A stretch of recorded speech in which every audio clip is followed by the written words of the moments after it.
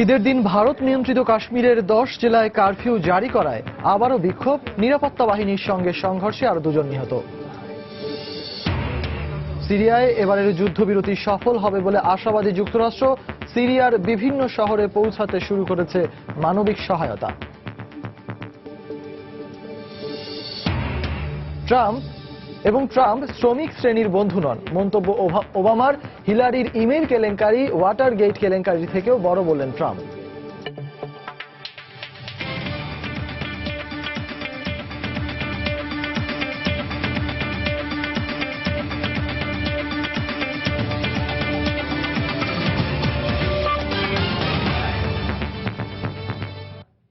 আন্তর্জাতিক সময়ের সঙ্গে আছি আমি সজল মিত্র রিচার্ড। ঈদের দিন নতুন করে কারফিউ জারি করায় আবারও বিক্ষোভ ছড়িয়ে পড়েছে ভারত নিয়ন্ত্রিত কাশ্মীরে। মঙ্গলবার কারফিউ উপেক্ষা করে বিক্ষোভ করতে গিয়ে নিরাপত্তা বাহিনীর সঙ্গে সংঘর্ষে আরো 2 জন নিহত হয়। এ নিয়ে গেল জুলাই মাসে শুরু হওয়া বিক্ষোভে এ পর্যন্ত নিহতের সংখ্যা দাঁড়িয়েছে 82 জনে। এদিকে জাতিসংঘের মানবাধিকার বিষয়ক সংস্থা UNHRC এর প্রতিনিধি দলকে কাশ্মীরের বর্তমান পরিস্থিতি পর্যবেক্ষণে যেতে দেওয়ার অনুরোধ প্রত্যাখ্যান করেছে ভারতীয় কর্তৃপক্ষ। মঙ্গলবার ভারতীয় সরকারের নির্দেশে 10টি জেলায় কারফিউ জারি করার পাশাপাশি ঈদের জামাত নিষিদ্ধ করায় রাস্তায় নেমে ক্ষোভ প্রকাশ করে কাশ্মীরবাসী। কারফিউ উপেক্ষা করে শত শত মানুষ বিক্ষোভ শুরু করলে পুলিশ তাদের বাধা দেয়। এক পর্যায়ে দুপক্ষের সংঘর্ষে ঈদের আমেজ পরিণত হয় রক্তক্ষয়ী সহিংসতায়। সংঘর্ষে উত্তরাঞ্চলের বান্দিপুরে 1 জন ও সোপিয়ান জেলায় আরও 1 জন নিহত হয়। আহত হয় অর্ধশত মানুষ। আমি ঈদের নামাজ পড়তে যাচ্ছিলাম, কিন্তু আমাকে যেতে দেয়া হয়নি। এটা খুবই দুঃখজনক। এমন একটি দিনে আমাদের নামাজ পড়তে দেয়া হলো না। আজ সকালে কারফিউ জারি করা হয়েছে, আমাদের বাড়ি থেকে বের হতে দেয়া হচ্ছে না। সরকার তাদের নির্যাতনের সব রেকর্ড ভেঙেছে, কিন্তু আমরা বলতে চাই, আমাদের উপর যতই চাপ প্রয়োগ করা হোক না কেন, আমরা স্বাধীনতা অর্জন না করা পর্যন্ত আন্দোলন চালিয়ে যাব।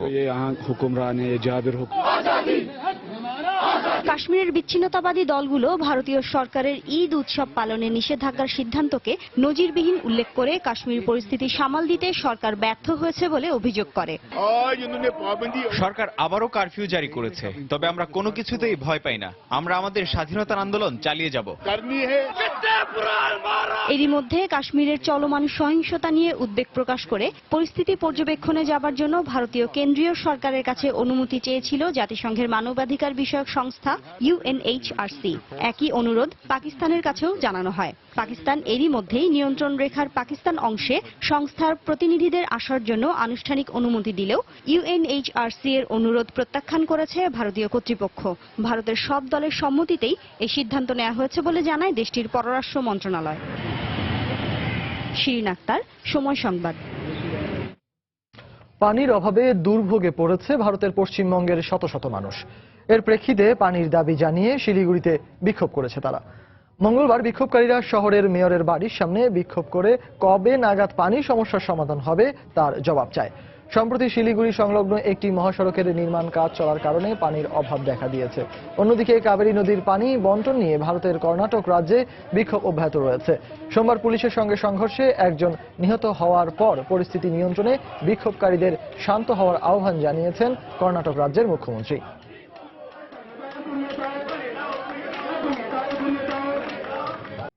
সিরিয়ার রাক্কা, দেইর আল জাওর এবং সাদ্দাদাহ শহরে মার্কিন জোটের সাম্প্রতিক বিমান হামলায় বেসামরিক নাগরিক নিহত হওয়ার কথা স্বীকার করেছে পেন্টাগন। তবে মার্কিন পররাষ্ট্র মন্ত্রণালয় এবারের যুদ্ধবিরতি সফল হবে বলে বেশ আশাবাদী, কেননা যুদ্ধবিরতির দ্বিতীয় দিন মঙ্গলবারও কোনো সংঘর্ষের খবর পাওয়া যায়নি। এরই মধ্যে সিরিয়ার বিভিন্ন শহরে মানবিক সহায়তা পৌঁছাতে শুরু করেছে। সিরিয়ায় যুদ্ধবিরতির দ্বিতীয় দিনটিও শান্তিতে অতিবাহিত করেছে আলেপ্পোবাসী। যুদ্ধবিরতির প্রথম কয়েক ঘণ্টায় বিভিন্ন স্থানে কিছু বোমা বিস্ফোরণ হলেও পরে কোনো সহিংসতা বা প্রাণহানির খবর পাওয়া যায়নি। মার্কিন ও রুশ পররাষ্ট্রমন্ত্রীর মধ্যস্থতায় সোমবার সূর্যাস্তের পর থেকে সিরিয়ায় যুদ্ধবিরতি শুরু হয়। জঙ্গি গোষ্ঠী IS ও আল নুসরা এর আওতার বাইরে থাকবে। যুদ্ধবিরতিতে স্বস্তি প্রকাশ করেছেন স্থানীয়রা। অনেকদিন পর শূন্য আকাশ দেখছি, কোনো যুদ্ধ বিমান নেই, গোলা বিস্ফোরণের শব্দ নেই। আগে প্রতিটা মুহূর্ত আতঙ্কে কাটত, আজ নির্ভয়ে বাড়ি থেকে বেরোতে পেরেছি। পরিস্থিতি অনেক শান্ত, কোনো ভয় নেই, আতঙ্ক নেই। আমি চাই পরিস্থিতি যেন সব সময় এমনই থাকে। এরই মধ্যে তুরস্ক তার চিলভেজু সীমান্ত দিয়ে সিরিয়ার উত্তরাঞ্চলীয় কয়েকটি শহরে মানবিক সহায়তা পাঠাতে শুরু করেছে। এ পর্যন্ত পণ্যবাহী 40টি ট্রাক পাঠানোর কথা জানায় সিরিয়ার পর্যবেক্ষণ সংস্থা। তবে জাতিসংঘ দামেস্কের সঙ্গে সমন্বয় না থাকায় এর মধ্যে 20টি ট্রাক সীমান্তে আটকে রেখেছে সিরীয় কর্তৃপক্ষ। তবে যুদ্ধবিধ্বস্ত দুর্গম এলাকাগুলোয় ত্রাণ পৌঁছাতে স্থায়ী যুদ্ধবিরতির প্রয়োজন বলে জানায় জাতিসংঘ। এদিকে যুক্তরাষ্ট্রের সাম্প্রতিক বিমান হামলায় আইএস জঙ্গিদের পাশাপাশি সিরিয়ার বেসামরিক নাগরিক নিহত হওয়ার কথা স্বীকার করেছে পেন্টাগন। তারা জানায় সিরিয়ার রাক্কা, দেইর আর-জওর ও সাদ্দাদ্দাহ শহরের জঙ্গিদের লক্ষ্যবস্তুতে বিমান হামলায় আশেপাশের বহু বেসামরিক নাগরিক হতাহত হয়েছে। এতদিন পাশ্চাত্য গণমাধ্যমগুলো কেবল রাশিয়া ও আসাদ বাহিনীকেই দোষারোপ করে আসছিল। তবে মার্কিন পররাষ্ট্র মন্ত্রণালয় ও জাতিসংঘের সিরীয় বিষয়ক দূত স্টাফান দি মিস্চুরা এবারে যুদ্ধবিরতি সফল হওয়ার ব্যাপারে বেশ আশাবাদী। সামগ্রিক পরিস্থিতি বিবেচনায় ধারণা করা হচ্ছে যে এই শান্তিপূর্ণ পরিস্থিতি বজায় থাকবে। আলেপ্পোর নিয়ন্ত্রণ নিয়ে কদিন আগেও সরকার বাহিনী ও বিদ্রোহীদের মধ্যে তুমুল সংঘর্ষ চলেছে, কিন্তু যুদ্ধবিরতির পর এখন পর্যন্ত কোনো সহিংসতার খবর পাইনি। সিরিয়ায় যুদ্ধবিরতি শুরুর পর থেকে পরিস্থিতি পুরোপুরি বদলে গেছে। কোথাও কোনো সহিংসতা না থাকায় যুদ্ধবিধ্বস্ত শহরগুলোয় ত্রাণ বিতরণ সম্ভব।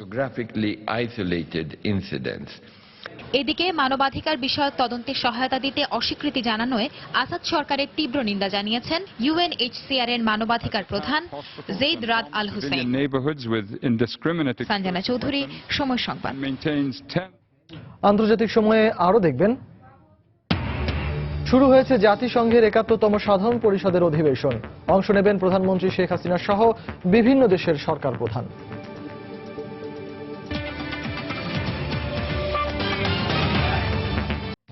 মার্কিন প্রেসিডেন্ট নির্বাচনে রিপাবলিকান প্রার্থী ডোনাল্ড ট্রাম্প শ্রমিক শ্রেণীর বন্ধু নন বলে মন্তব্য করেছেন দেশটির প্রেসিডেন্ট বারাক ওবামা। বর্তমানে হিলারি দেশ পরিচালনায় একমাত্র উপযুক্ত ব্যক্তি বলে মন্তব্য করেছেন ওবামা। এদিকে হিলারির ইমেল কেলেঙ্কারিকে ৭০-এর দশকের ওয়াটারগেট কেলেঙ্কারির থেকেও বড় বলে মন্তব্য করেছেন ট্রাম্প। ডেমোক্রেটিক প্রার্থী হিলারি ক্লিন্টন নিউমোনিয়ায় আক্রান্ত হওয়ার পর এই প্রথম প্রেসিডেন্ট ওবামা একাই হিলারির পক্ষে নির্বাচনী প্রচারণা চালালেন। পেনসিলভেনিয়ার ফিলাডেলফিয়ায় এক সমাবেশে তিনি বলেন, ট্রাম্প শ্রমিকদের বন্ধু নন। সারা জীবনে শ্রমিকদের কথা এক মুহূর্তের জন্য ভাবেননি তিনি। ওয়াশিংটন ডিসিতে আরেক সমাবেশে তিনি বলেন, হোয়াইট হাউসে তাঁর উত্তরসূরি হিসেবে হিলারি উপযুক্ত। হিলারিকে মনোনীত করায় আমি গর্বিত। আমার স্থানে যাতে হিলারি আসতে পারেন সেজন্য আমি কঠোর পরিশ্রম করব, কারণ আমি সত্যিই চাই হিলারি জয়ী হন। নির্বাচনে নানা রকম কথা হয়েই থাকে, তবে এবার একটু বেশি হচ্ছে। ট্রাম্প প্রতিদিনই যেসব উদ্ভট মন্তব্য করছেন সেসবই তো প্রমাণ করেন তিনি প্রেসিডেন্ট হবার যোগ্য নন। ট্রাম্পের বিভিন্ন মন্তব্য নিয়ে ওবামা যাই বলুন না কেন, ট্রাম্প কিন্তু থেমে নেই।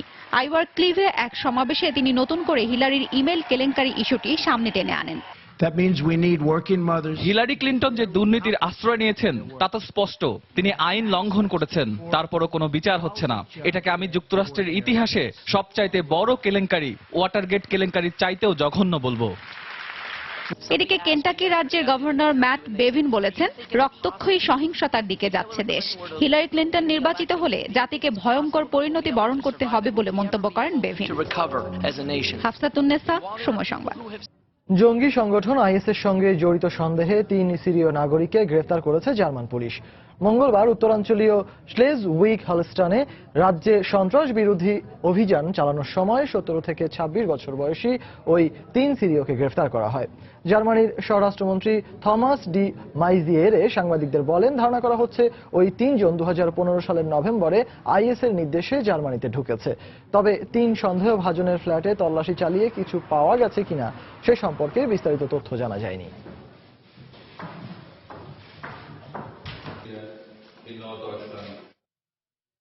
আন্তর্জাতিক সময়ে আরো যা দেখবেন, স্পেনে শুরু হয়েছে ঐতিহ্যবাহী বার্ষিক ষাঁড় দৌড় উৎসব।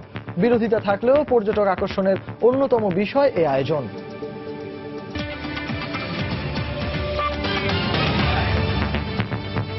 আরএফএল ওয়াটার পাম্প, পানি দেবে টেনশন নয়। মঙ্গলবার থেকে শুরু হয়েছে জাতিসংঘের ৭১তম সাধারণ পরিষদের অধিবেশন। বৈশ্বিক পরিবর্তন সম্মিলিত উদ্যোগ বিষয়ে বিতর্ক আলোচনা হবে এবারের অধিবেশনে।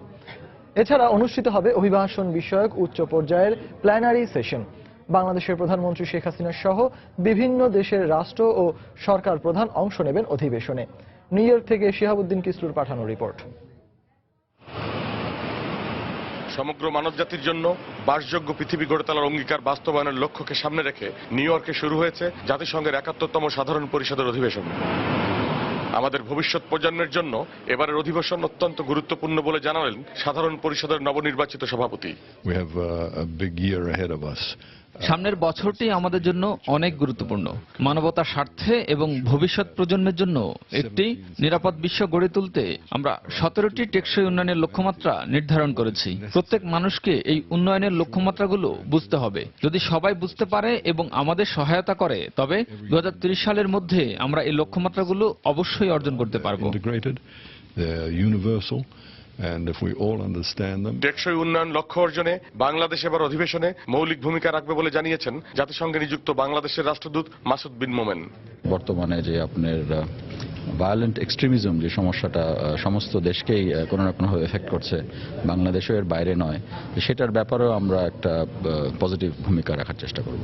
মাইগ্রেশন অ্যান্ড রিফিউজিজের ব্যাপারেও আমাদের যথেষ্ট অবদান থাকবে। এই প্রসেসটাতে আমরা গুরুত্বপূর্ণ ভূমিকা রেখেছিলাম।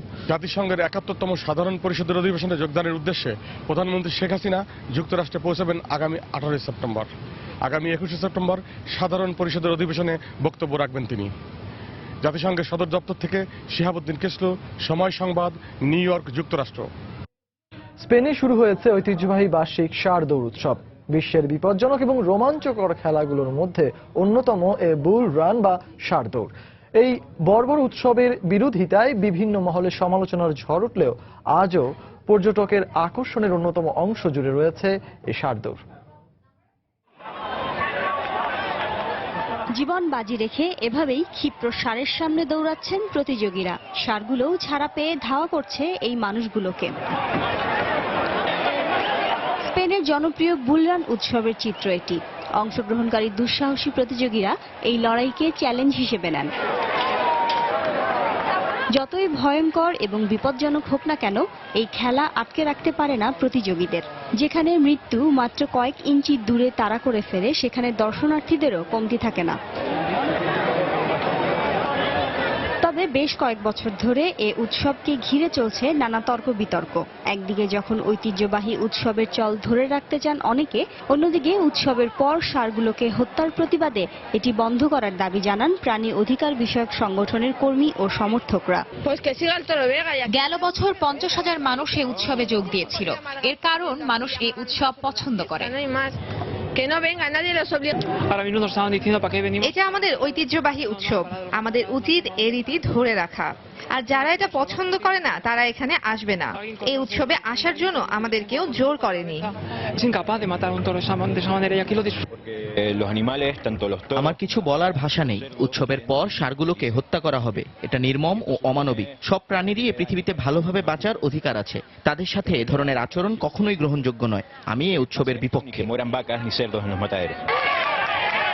1534 সাল থেকে প্রতি বছর স্পেনের বিভিন্ন শহরে এই উৎসবের আয়োজন করা হয়ে থাকে।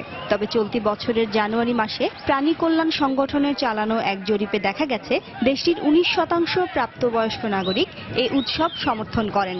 অন্যদিকে 58% মানুষই এর বিপক্ষে। শিরিন আক্তার, সময় সংবাদ। এ পর্যায়ে আবারও জানিয়ে দিচ্ছি আন্তর্জাতিক সময়ের শীর্ষ সংবাদগুলো। ঈদের দিন ভারত নিয়ন্ত্রিত কাশ্মীরের 10 জেলায় কারফিউ জারি করায় আবারও বিক্ষোভ। নিরাপত্তা বাহিনীর সঙ্গে সংঘর্ষে আরও 2 জন নিহত।